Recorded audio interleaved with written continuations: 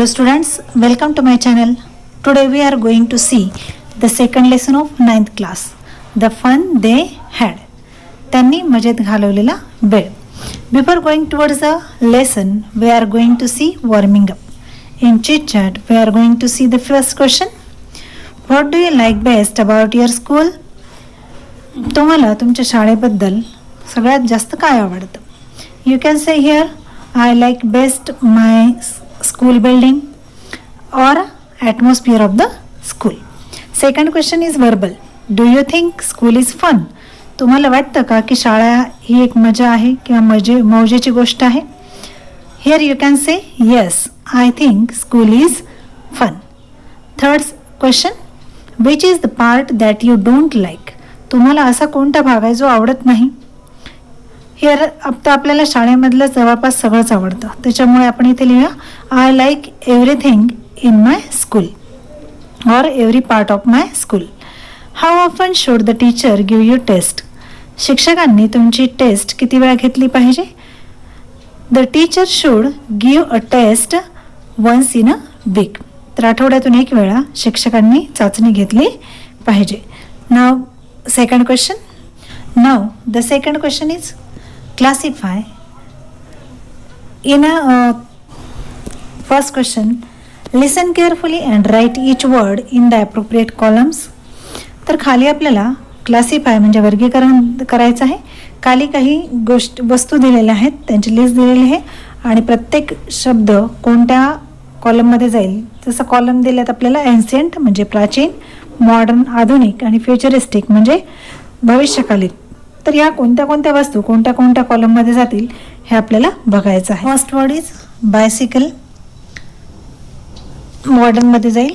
Wheel ancient, bullock cart ancient, tar roads modern, ships modern as well as ancient, computers futuristic, floppy disk futuristic, audio video cassettes modern, telephone modern, books modern, vacuum cleaners modern as well as futuristic, umbrellas ancient and modern, earthen stores ancient, fans modern, geography ancient, bullet trains futuristic, robots futuristic, house drawn carriages म्हणजेच टांगा गाडी.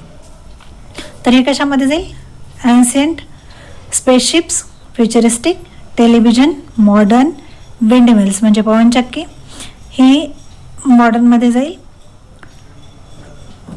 अर्थ movers हे मॉडर्नमध्ये जाईल. Brushes modern, mobile phones modern, notebooks modern, ball pens modern, water on tap modern, electric lamps modern, air conditioners modern, microbiology modern as well as futuristic, school modern, flying cars futuristic, tonga ancient, homework ancient as well as modern, aeroplanes futuristic, cameras modern, axes ancient, mortar and pestle म्हणजे मुसळ आणि तोफ आणि मुसळ. तर हे ancient मध्ये जाईल.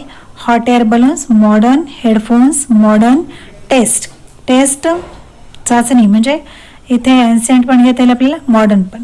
Solar lamps modern, electric lamps model, candles modern आणि grammar ancient as well as modern. तर अशा प्रकारे या सगळ्या गोष्टींचं आपण क्लासिफिकेशन केलेलं आहे. आता आपण तिसऱ्या प्रश्नाकडे. Now the second question is listen to the pronunciation of these words and practice saying them properly yourself. तर खाली शब्द दिलेले आहेत, त्यांचं प्रोनाऊन्सिएशन तुम्हाला करायचं आणि त्याची प्रॅक्टिस प्रॉपरली करायची आहे. जसं first word is grandfather, second geography, say once again geography. Third satisfactory, fourth superior, fifth pronouncing, sixth betcha, T is silent, betcha. And last word is nonchalantly. Here we can say nonchalantly also. Lesson is the fun they had. त्यांनी मजेत घालवलेला वेळ. आता ह्या लेसनमध्ये the writer of this lesson is Isaac Asimov. या पुस्तकामध्ये या गोष्टीमध्ये लेखकाने 1957 या काळातील शाळा कशा असतील ही काल्पनिक कथा लिहिलेली आहे आणि त्या शाळेमध्ये कसं काय काय असेल हे आपल्याला या स्टोरीमध्ये सांगितलेलं आहे. मार्गी even wrote about it that night in her diary. तर मार्गीने तिच्या डायरीमध्ये याबद्दल लिहिलं देखील. On the page headed 17 may 2157.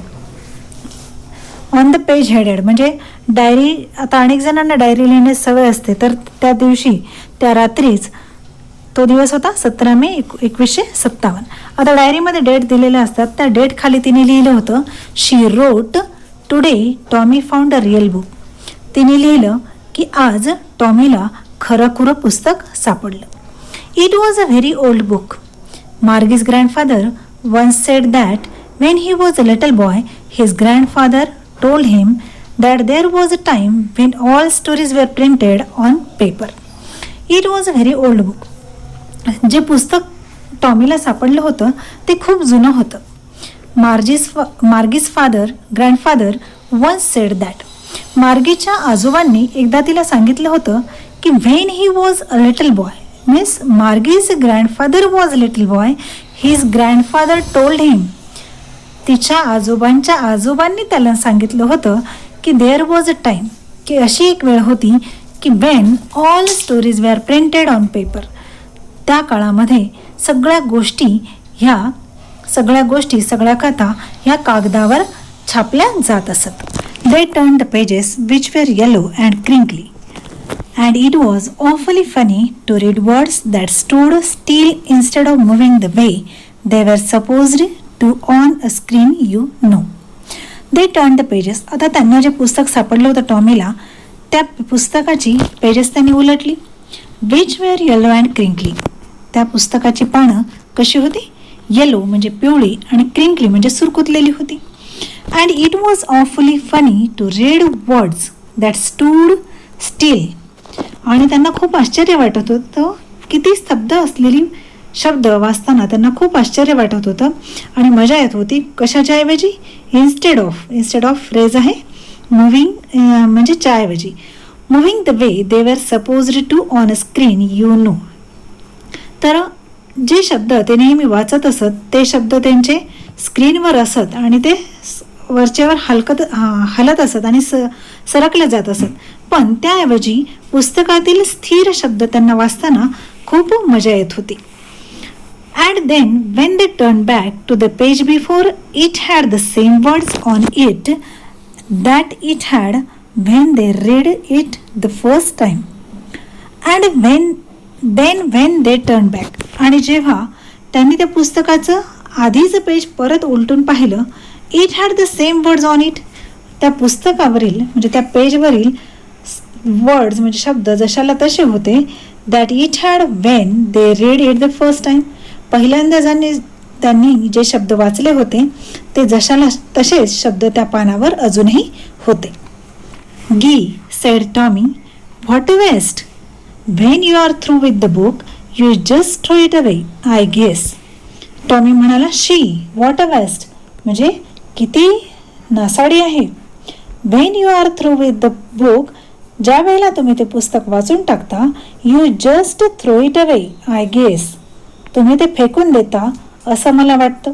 Our television screen must have had a million books on it and it's good for plenty more. I wouldn't throw it away.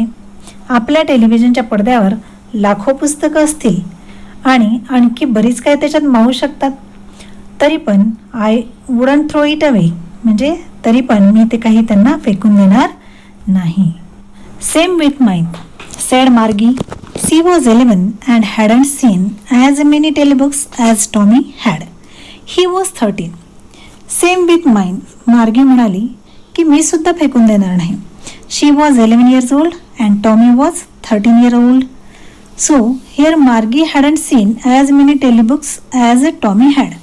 आता Margie 11 वर्षाची होती आणि टॉमी हा 13 वर्षाचा होता, त्यामुळे टॉमीने जेवढी टेलिबुक्स पाहिली तेवढी तिने पाहिलेली नव्हती. पण तरीसुद्धा ती म्हणाली की मी सुद्धा पुस्तके फेकून देणार नाही.